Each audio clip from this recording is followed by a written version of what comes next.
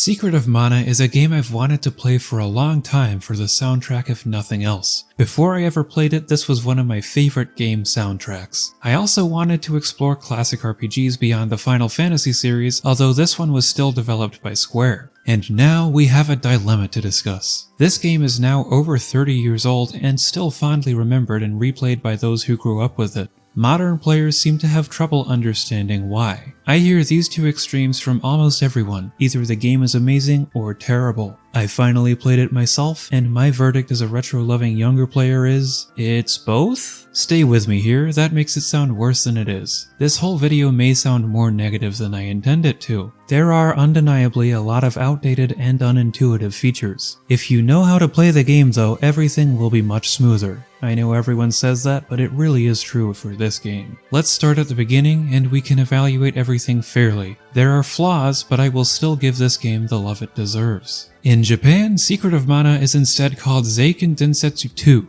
I really enjoyed the first game in the series, which is known elsewhere as Final Fantasy Adventure or Mystic Quest. In that video, I established that it was not in fact Final Fantasy, but part of the Mana series, and here we are with a sequel on the Super Nintendo. Well, not really a sequel, but at some other time in the same universe. I enjoyed seeing the little similarities, like Gemma and Watts and the Vandal Empire. You can name your playable character, and for some reason I decided on Bepley. The story's beginning hasn't exactly held up, and this is a common criticism I see. Let's not forget that kids played this game though. I bet they loved discovering the sword and being able to take it out of the stone. Bepley and his friends were playing somewhere they shouldn't have been, and Bepley fell down a waterfall to find that sword as if it was destiny. And then, oh no, consequences. Your town hates you now because you woke up the monsters. Silly Bepley. Luckily, Gemma the Knight is visiting town to take care of this completely unforeseen event and can teach you a thing or two about swinging a sword. You'll need to know that sword button because the ground opens up to bring you into the first boss fight. This is the worst fight in the game right at the start, which is unfortunate timing. I had a lot of trouble getting it to work as intended. The good news is, if you take too much damage and run out of HP, you'll be fully revived. It's a tutorial boss after all. It should be a better tutorial though. The combat doesn't feel easy, and it isn't clear what you should be doing to damage the Mantis Ant. It's off-putting to new players, but don't give up on the game yet.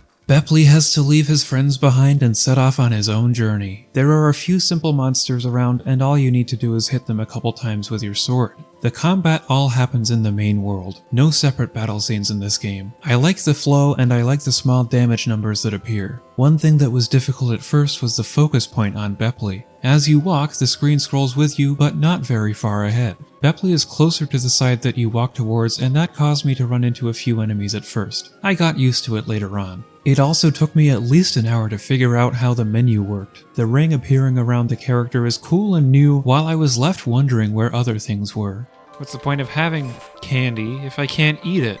You press left and right to navigate the ring and access other items on different rings by pressing up or down. It's easier to use than you might think. A simple up and down arrow showing this would eliminate confusion for beginners. When Bepley reaches the kingdom of Pandora, he discovers something very strange, and it honestly creeped me out. Several villagers can't say anything when you try to talk to them, and just walk around mindlessly. Outside the ruins, more people like this have bizarre masks on, and it felt like I walked in on a hypnotized cult. You should also check out the main castle and meet the king and several other people who live there. Most importantly, you'll meet the girl. It's a strange introduction to a key character. She's so angry at her dad that she begs to go on the adventure with you. Then I named her Dwayne because I thought it would be a funny name to go with her complaining nature. She couldn't possibly know what she's getting into, but she's ready to fight anyway. Her friend Fana is acting strangely, and her lover Dilek has been captured. I know that's an unpopular way to pronounce his name, but I like saying Dilek like Dylan. You can also name the sprite after they attempt to scam you in the dwarf village. Apparently the three nameable characters are officially called Randy, Prim, and Popoy, while my party consisted of Bepley, Dwayne, and Pi.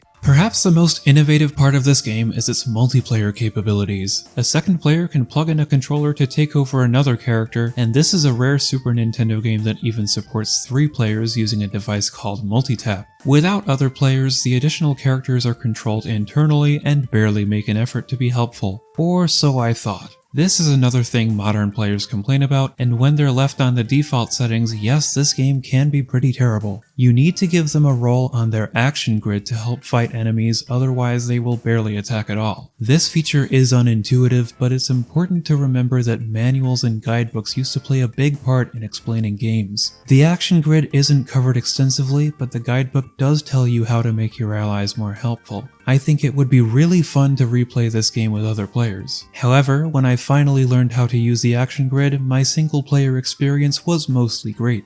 Admittedly, I wasn't sure if I would get far in this game. The first few areas with a full party are tricky in the first place, and without setting the action grid, it was a slog. To lift the curse on Pandora, they go after the witch Elena through her forest and castle. The castle introduces some annoying enemies, but the boss is the toughest challenge yet. Elena's pet Spiky Tiger deals tons of damage and moves absurdly fast. I was focusing on keeping Bepley alive while Dwayne and Pi died quickly without fighting back. Pi's offensive magic was the best way to fight, and I also hadn't yet figured out that pressing select would allow me to control a different character. Then it was time for the Underground Palace, which proved frustrating even with the action grid set. The enemies teamed up with each other a little too well, and often kept me stunned in place. It didn't give me confidence to run up against these issues early in the game, but the weird thing is this stretch is possibly the hardest part of the game. I got stuck on this boss, but after that I didn't die on any bosses until the very end. Most of them put up a decent fight, so don't mistake this game for being too easy. Now, why did Fire Gigas give me trouble? My magic wasn't powerful enough. Grinding was still seen as an acceptable part of RPGs back in 1993, although this game pushes it too far. At this point, it wasn't so bad. Obviously, you would fight a fiery boss with ice magic, which is the only type available to you here. However, each type of magic starts at level 0, and simply leveling up once will make this boss infinitely easier. As the game goes on, Dwayne and Pi are given 7 types of magic each, with 3 spells per type, totaling a massive 42 spells to keep track of. And, unfortunately, 14 different types to level up, which is done by casting the magic. By the end, you can reach level 8, not that you need to get that high. You definitely don't want to leave them at level 0 though. I didn't mind grinding Pi's offensive magic, but Dwayne's took forever to level up and was more boring. This is me repeatedly casting her spells on my party at 4 times speed, waiting for the level up to finally happen. Alright, the main focus of the video was to work out why this classic was so difficult to get into, and I think I've covered all those points. Some things I agree aren't good anymore. Square themselves were starting to move away from level grinding in their other RPGs such as Final Fantasy, so I'm confused as to why it was so important here. From here, I want to emphasize that I really did enjoy the rest of the game. The most impressive thing to me is how well paced it is. It's important to me that I know I'm making progress, and this game flows together so well, reaching a perfect length. For one, the game speed is optimized to prevent lag, as only 3 enemies can appear on screen at once. I think that was a smart decision all around, since more enemies would be overwhelming even if the game could handle them. The dungeons start small, and the bigger ones at the end don't overstay their welcome. They're mostly linear, although I still managed to get lost at least once. Plenty of them also reward exploring, with items such as weapon orbs, and that weapon system is something I enjoyed more than I expected. There are 8 different weapon types, and you'll always have 3 assigned to a character. You'll need to get comfortable with a few, since there are puzzles in the overworld that require specific weapons, just like Final Fantasy Adventure had. Okay, fine, it's mostly just using the whip to cross gaps in this game. Bepley's whip was almost as strong as his primary weapon by the end. The upgrade system is also very rewarding. The weapon powers level up naturally, and you can also upgrade them by turning in weapon orbs to Watts the Blacksmith Dwarf. Conveniently, he shows up everywhere you go. Armor is bought separately, and if you can afford the new upgrades when they become available, the game never gets too hard. I felt lucky not to have any money problems, and that's because I made an effort to kill almost all of the enemies I saw. You automatically earn money from each enemy. Now, while I didn't care for the dialogue in this game, I found an appreciation for the other text. For example, a critical hit, a common term in RPGs, is instead called getting whacked. That's cute and different. Somehow most of the enemies are cute too. I enjoyed all their names and evolutions, like Mushbooms eventually becoming Mushglooms, and the amusing expressions of Captain Ducks. Even the dragon is cute, and this one is your friend. Flammy is an orphan dragon and attaches himself to Bepley in the second half of the game. Before this point, the one thing I felt was missing was some way to travel across the whole world, and Flammy allows more exploration. This is simultaneously the coolest way of viewing the map that I've seen, and the most difficult to use. I don't have a clue where I'm going with this dragon, but I almost don't care. When it was time to finish the game, it stuck the landing. I liked the final dungeon despite its overwhelming labyrinth, and the bosses leading up to the end were very satisfying. The final two maybe weren't as satisfying, but the story took over to deliver a surprisingly emotional ending. I will quickly talk about spoilers, so skip ahead about a minute to safety if you don't want to hear. The main villain, Thanatos, is pretty good. I liked when it was revealed that Elena wasn't the root cause for the curse on Pandora, and it was instead Thanatos. He holds Diluc captive for the rest of the game, eventually attempting to take over his body in the grand finale. Diluc resists, but he doesn't survive, and the party fights Thanatos' Dark Lich form. And in this very abridged retelling of the plot, I didn't say anything about Mana itself, but the Mana Beast awakens as the final boss, who can only be defeated by the fully powered Mana Sword. When the beast is slain, it turns into snow and disperses all the Mana power back through the world, also causing Pi to vanish. The little sprite isn't dead, but is now separated from Bepley and Dwayne. It's a good ending for the world at least, and Bepley puts the Mana Sword back where he found it at the beginning of the game. It all feels like the correct ending to the story. It was just unexpected and made the ending sequence rather melancholy. Secret of Mana absolutely deserves to be remembered as a classic. Now that I've explored the reasons why people can't get into it and how to solve them, I hope some people will be inspired to go back and try it again. I can't help you solve all of the issues, and it's a surprise to me that some of the outdated tropes were ever accepted in gaming culture. At the end of the day though, I still believe that this is a game that should be enjoyed by players today.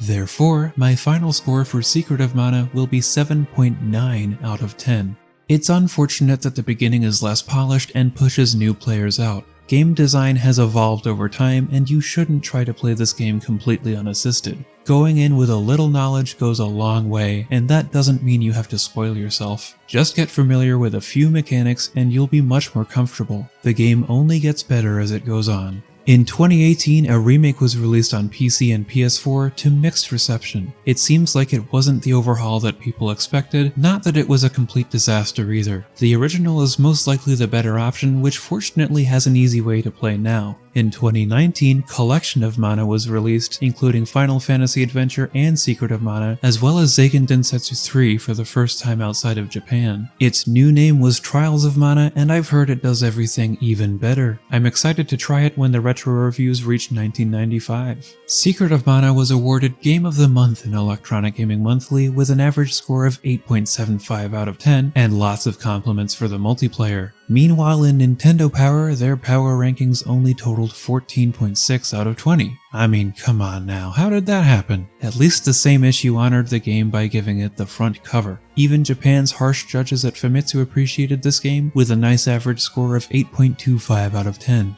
Tell me, did you agree with the points I've made? What rating would you give Secret of Mana for the SNES, initially released in 1993? Set your second character's action grid to like the video, and your third character to subscribe. Please don't let the sprite scam me again. As ever, thank you for watching, and please continue to be your own unique self. Goo woo.